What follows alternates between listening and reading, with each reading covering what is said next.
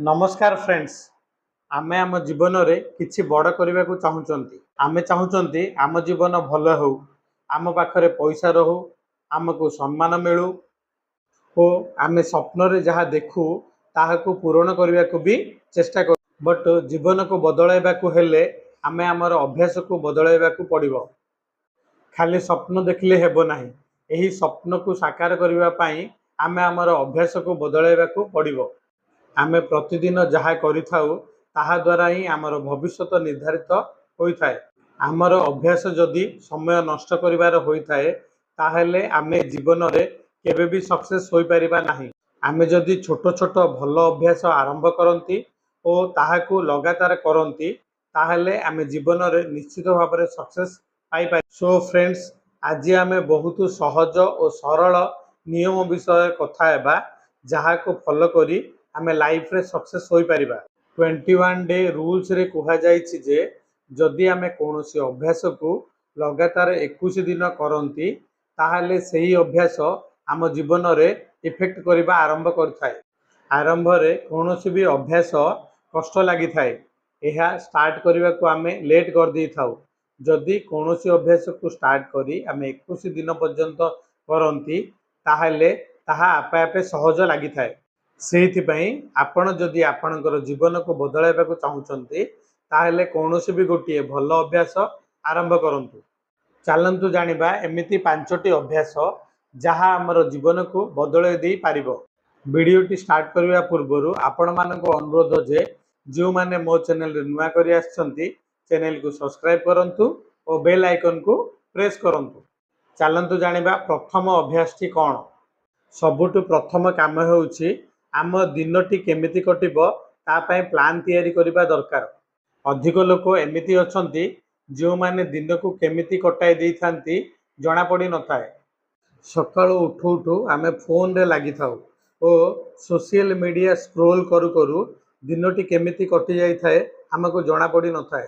राति रे सोइबा करू आपण 10 मिनिट समय बाहर करंतु ओ सही समय रे आपण आपणकर दिन को विश्लेषण करंतु।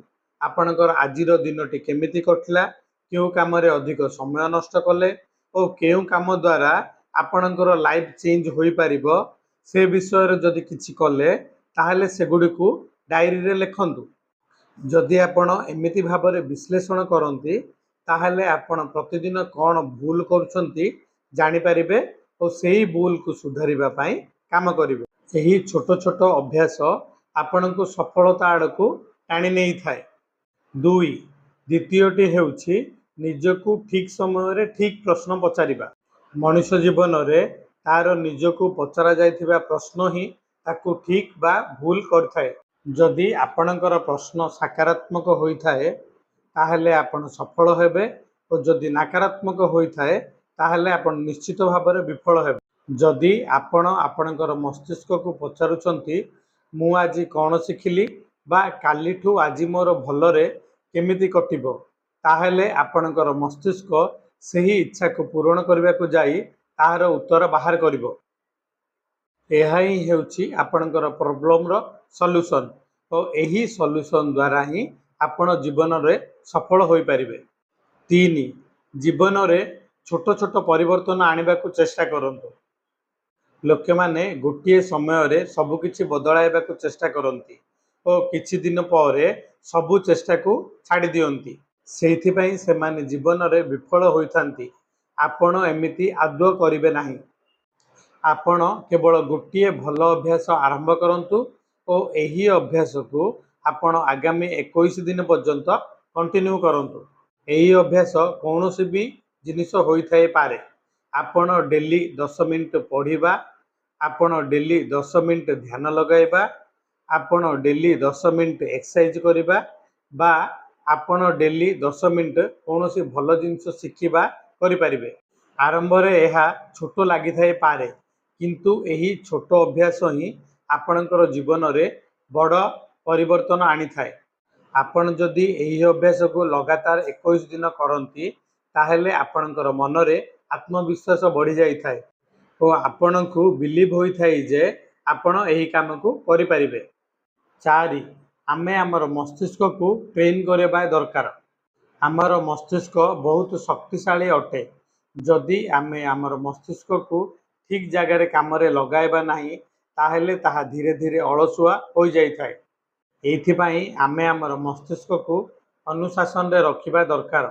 जेतेबेले आमर मस्तिष्क कौनसी भल काम करने को अटकाई थाए सेही समय रे आमे अलर्ट रहीकि सेही काम को केमिति लगातार भाव में करवा से विषय रे चेष्टा करबा दरकार। एई छोट छोट अभ्यास आपण को बहुत मजबूत कर देई थाए।